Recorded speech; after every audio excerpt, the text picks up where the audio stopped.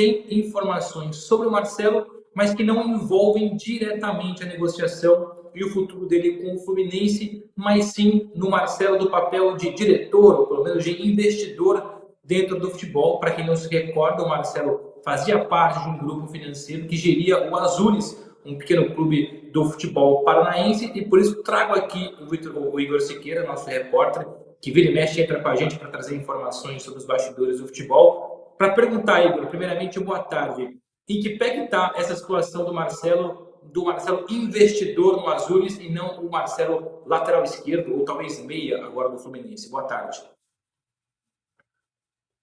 Boa tarde, amigos. Sempre bom estar aqui com vocês mais uma vez, aqui no De Primeira. Bem, Bruno Andrade, meu caro amigo Paulo Vinícius Coelho, o pessoal que está assistindo a gente. O Marcelo, ele era um dos sócios, né, até o mês de janeiro, ele era um dos sócios do Azures. Ele tinha 10% da sociedade anônima, né, que é dona do clube lá do Paraná, que se destacou na Copa do Brasil, numa campanha recente de 2022. E aí esse assunto até palpitou na época por conta dessa atuação do Marcelo lá, dessa participação financeira que o Marcelo tinha. Mas o fato é que hoje, no papel, o Marcelo não é mais um dos membros, um dos sócios do Azures. Só que nessa volta ao Brasil, ele tem um prazo para definir se essa situação vai ser definitiva ou não. Por quê? Porque a situação dele lá no Azures ficou congelada. O que aconteceu efetivamente aí nesses últimos meses, né? Numa operação que foi concluída agora no mês de janeiro. Os sócios majoritários do Azures, sócios locais lá do Paraná, eles decidiram comprar a maior parte da companhia, da empresa, né, da SA, e compraram e tiraram do negócio, né, da parceria, de uma holding que eles tinham lá na época, a empresa chamada Life Pro, que geria a carreira do Marcelo e tal, e a empresa do próprio Marcelo. E nisso tudo, os sócios passaram a ser majoritários e o Marcelo momentaneamente saiu do negócio. Mas o Marcelo ainda não recebeu a sua parcela de compensação pela compra dessas ações. Ele ficou, então, como eu disse, numa situação congelada e, contratualmente, ele tem direito até meados, final de junho, definir a sua situação, se ele volta ou não para a sociedade. Se ele decidir sair, aí então ele vai receber o dinheiro, vai sair totalmente do negócio, não vai ser mais um dos sócios lá. Se ele decidir ficar, fica normalmente, ninguém mexe no dinheiro, a parcela dele, os 10%, estão lá reservados.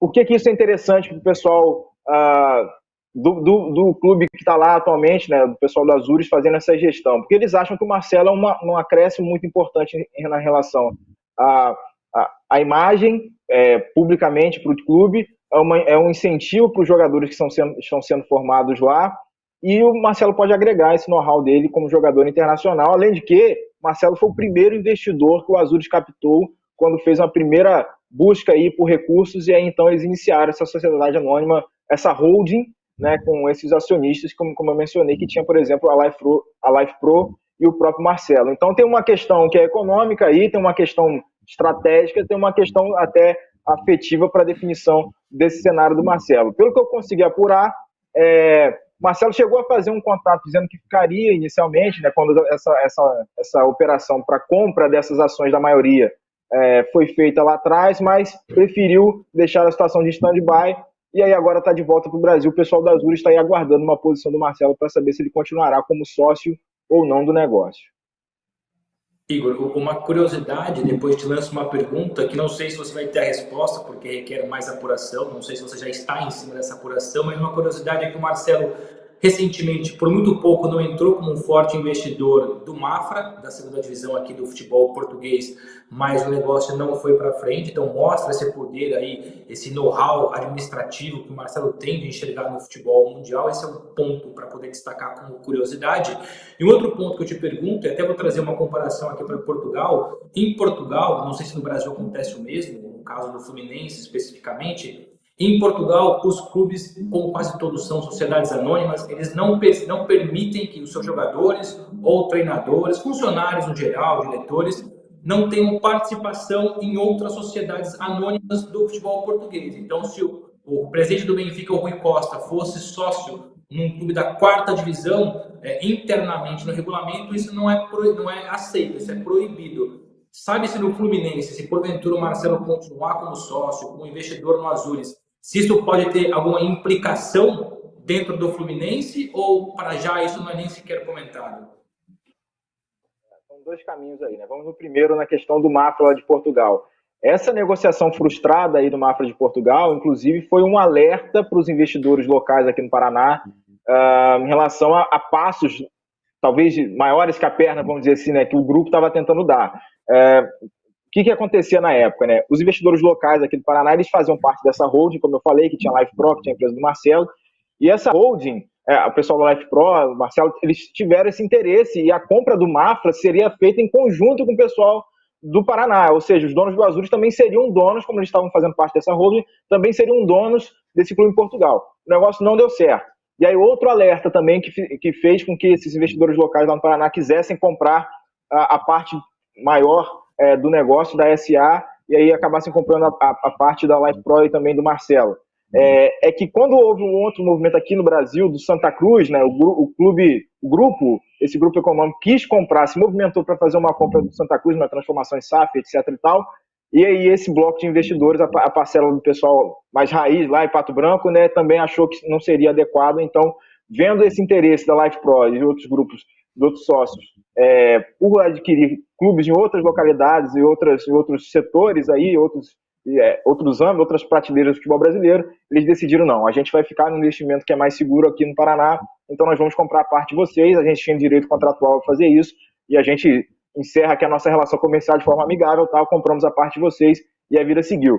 A Life Pro já resolveu a vida, já saiu do negócio, mas aí o que tem de pendência é essa situação do Marcelo. E como você bem pontuou, a situação aqui no Brasil é meio obscura, assim, né, em relação a essa participação, essa gestão, tá? É uma situação meio que inédita por aqui, porque jogadores realmente não costumam ser donos de clubes, enfim, só posteriormente ao fim da carreira, mas de fato lançaria um problema ético muito grande, assim, se não previsto no regulamento, mas eticamente falando, né? Digamos que o Fluminense encare o Azures numa Copa do Brasil, eventualmente, né? O Azures voltando numa Copa do Brasil, aí cai no sorteio com o Fluminense, sei lá, pensando numa situação hipotética, que olha o conflito de interesse que isso geraria.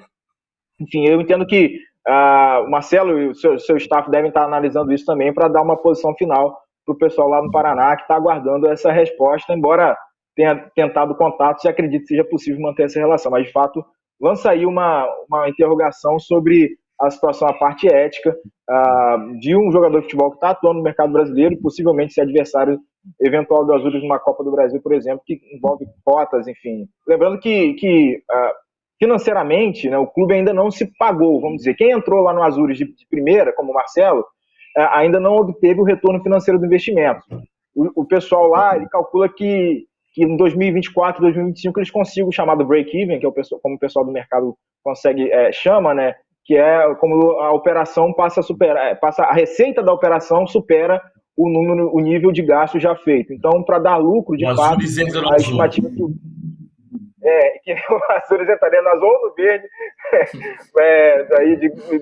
dependendo da mente tricolor ou não, né, envolvendo verde ou não, que eles ficariam positivos aí. Eles estimam que isso aconteça em 2024 e 2025, dependendo de algumas negociações do mercado que aconteceram ou não, porque o Azures apostou muito na base, aposta na formação de base, espalhou alguns jogadores aí emprestados, cedidos para clubes de primeira divisão, espera que obtenha um retorno por alguma negociação no ano que vem ou no ano seguinte para poder fechar no azul. E tem um dos jogadores, inclusive aqui, em termos de curiosidade, que o Azures aposta muito, é o lateral esquerdo Jamerson, que joga no Guarani, que se destacou no ano passado, então eles acreditam que ainda por terem 50% dos direitos econômicos do jogador, ele possa trazer um retorno para o clube do Paraná e, enfim, ajudar nesse break-even, nessa chegada ao azul, aí como o PVC mencionou.